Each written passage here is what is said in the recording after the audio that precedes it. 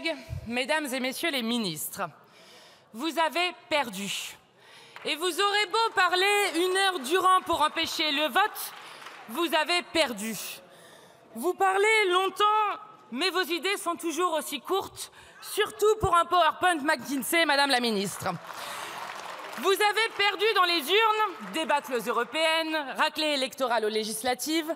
Vous avez décidé de voler le résultat du suffrage avec un gouvernement en apesanteur sociale, sans aucune légitimité démocratique, mais vous avez déjà perdu. Votre défaite morale et politique s'incarne dans une réforme violemment imposée qui a mis le feu au pays. Une réforme qui a réduit votre mandat en cendres. Cette réforme des retraites, c'est la vôtre. Aujourd'hui, c'est cette réforme que nous allons abroger et c'est par elle que vous tomberez. Ce jour est historique. Le peuple violenté, le peuple méprisé, le peuple indigné vient reprendre ces 2 ans de vie, ceux que vous avez tenté de lui arracher. Oui, aujourd'hui, le peuple, par ses représentants, va abroger cette réforme inique. Voici le seul souverain qui s'est exprimé dans les manifestations, dans les urnes, et qu'aujourd'hui, vous devrez bien reconnaître le peuple. Dans l'histoire de notre pays, celui de la grande révolution de 1789, celui où les droits égaux pour tous l'emportent sur les injonctions du monarque, ce jour fera date. C'est un jour de bascule. Aujourd'hui, les principes démocratiques sont en jeu. La souveraineté du peuple s'y oppose à la violence sociale que vous n'avez eu de cesse d'exercer depuis 2017. Déjà contre votre réforme, la longue trame du peuple des grèves, des manifestations, des indignations du peuple uni et insoumis de France avait ressurgi. Le peuple de 1910, qui se battait contre la retraite à 65 ans, appelait la retraite pour les morts. Le peuple de 1945, qui arrache la sociale en proclamant haut son principe fondateur de chacun selon ses moyens, à chacun selon ses besoins. Le peuple de mai 68, qui a lutté pour ses droits, pour les solidarités concrètes et l'émancipation, le peuple des ronds-points, des précaires, des femmes, des gilets jaunes qui ont mené le combat pour la dignité du pays tout entier. Avez-vous reconnu en 2023 le son particulier des manifestations et de la Marseillaise que nous avions entonné dans cet hémicycle? C'est le son de ce peuple en mouvement, vous qui l'aimez docile et obéissant. Il s'est levé et reste debout. Il vous enjoint à regarder les conséquences sociales de vos politiques de malheur. Ces voix font encore trembler les murs de cet hémicycle, qui par millions, pendant des mois, défendaient dans les rues la conquête sociale du temps libéré. Non, rien ne sera plus comme avant. Ce jour est un jour de bascule, celui où nous vous faisons battre en retraite sur cette réforme injuste et injustifiée. C'est la dignité retrouvée d'un peuple dont vous avez bafoué sans cesse l'expression souveraine. Mesdames et messieurs les ministres, une décision qui engage l'existence de tous et qui s'applique contre la vie du plus grand nombre ne s'amende pas, elle s'abroge. Un président qui a perdu 2 élections après un tel fiasco ne s'obstine pas, il démissionne. Vous n'avez toujours pas compris l'ampleur populaire de la bataille menée contre vous. Vous n'avez toujours pas compris que la retraite à 64 ans engage des vies dans leur chair et épuise les esprits, des corps usés, fatigués, malades, meurtris, dont vous exigez 2 ans ferme supplémentaires. Les femmes aux carrières hachées sont les premières blessées par votre réforme. Vous n'avez toujours pas compris que la retraite à 64 ans atteint la dignité de millions de gens. Ils ont ceci de différent de vous. Ils prennent leur existence et celle des autres au sérieux. Ils tiennent leur vie en plus haute estime quand vous leur accordez si peu de valeur. Ils s'inscrivent dans l'idée commune de république sociale que vous conspuez par vos mots et par vos actes. Vous n'avez toujours pas compris que derrière un âge de départ à la retraite, c'est le droit des gens à disposer librement de leur temps que vous menacez. La possibilité de passer du temps avec ses petits-enfants, de jouer de la musique, de prendre soin de soi, d'admirer un ciel étoilé, d'être engagé dans une association ou un syndicat. Nous représentons ici les héritiers de ces luttes acharnées pour le droit à organiser sa vie hors du temps contraint du travail. Au fond, la diminution du temps de travail, c'est simplement la diminution du temps contraint.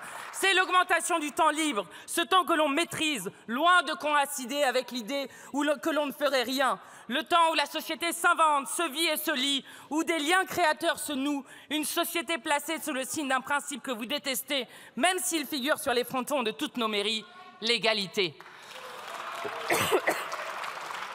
Aujourd'hui, 33% des maires des petites communes et 50% des maires de communes rurales sont des retraités. 40% des présidents d'associations sont des retraités. Chaque semaine, ils effectuent 23 millions d'heures de garde des petits-enfants. N'est-ce pas essentiel? Vous n'avez toujours pas compris que c'est votre monde de malheur qui a été rejeté, celui où la domination du marché condamne toute l'humanité. Votre monde où l'être humain doit travailler pour acheter et vivre pour payer. Nous voulons retrouver notre liberté, cet autre principe républicain que vous semblez entendre difficilement. Nous voulons une civilisation de l'entraide pour trouver ce qui remplit nos existences et leur donne du sens. Voici la fraternité humaine et notre devise tout entière que votre réforme brutale a reniée. Vous ne l'avez pas compris au point que vous souhaitez organiser aujourd'hui l'obstruction contre le peuple. Vous prétendiez que nous avions fait de même. Mais quand nous avons mis tout en œuvre pour faire échouer votre réforme, c'était fort d'un mandat venu du pays tout entier. Aujourd'hui, faible, conspué, rejeté, vous souhaitez organiser l'obstruction par le mandat que vous portez toujours, celui confié par les plus fortunés de ce pays, qui refusent la moindre concession pour partager les richesses. Eux qui repousseraient encore davantage l'âge de la retraite, comme les plus extrêmes d'entre vous le proposent. Aujourd'hui est un jour de bascule, celui où nous réparons votre affront fait à la souveraineté populaire, celui où termine la lente agonie de la présidence d'Emmanuel Macron. Le début de la fin de son mandat a été proclamé par Elisabeth Borne le jour où elle a prononcé ici même ce 49.3 condamnant un peuple tout entier à 2 ans de vie volée.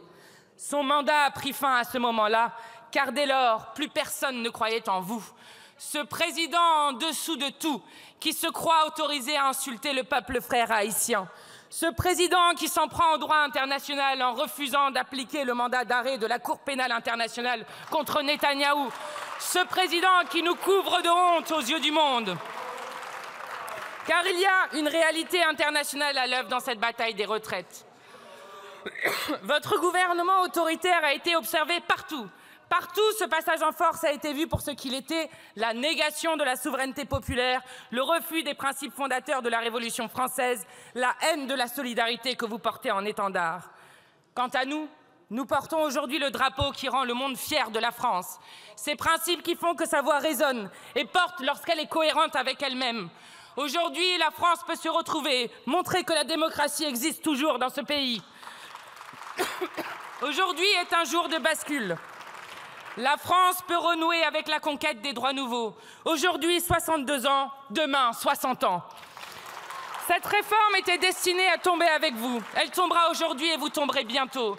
Si vous nous empêchez de voter aujourd'hui, ce ne sera qu'une raison de plus pour vous censurer. Et quand le gouvernement de Barnier tombera, il ne restera plus à Emmanuel Macron que de nommer Lucie Castet ou de s'en aller. Madame la ministre, peu importe l'issue du vote aujourd'hui, vous avez perdu. Quoi qu'il arrive, le peuple aura le dernier mot. Une autre politique est possible, loin du chaos dans lequel vous avez plongé le pays. Une politique à la hauteur des besoins sociaux, écologiques et démocratiques de notre temps. Une autre politique est possible, où l'on ne prétend pas comme vous que c'est dur de faire travailler les gens davantage, que vous êtes raisonnable ou que pourrir la vie des gens serait un choix courageux, alors que vous organisez le désastre. Une autre politique est possible, qui ne connaît qu'un seul principe, la souveraineté, et un seul maître, le peuple. Une autre politique est possible, qui laisse ouvert l'horizon des joies collectives et du bonheur commun, comme nous y invite le poète résistant Robert Desnos par ces mots. Une voix qui vient de si loin parvient pourtant distinctement jusqu'à nous. Elle ne parle que d'été et de printemps. Elle emplit le corps de joie, elle allume aux lèvres le sourire. Je l'écoute, ce n'est qu'une voix humaine qui traverse les fracas de la vie et des batailles. Et vous, ne l'entendez-vous pas?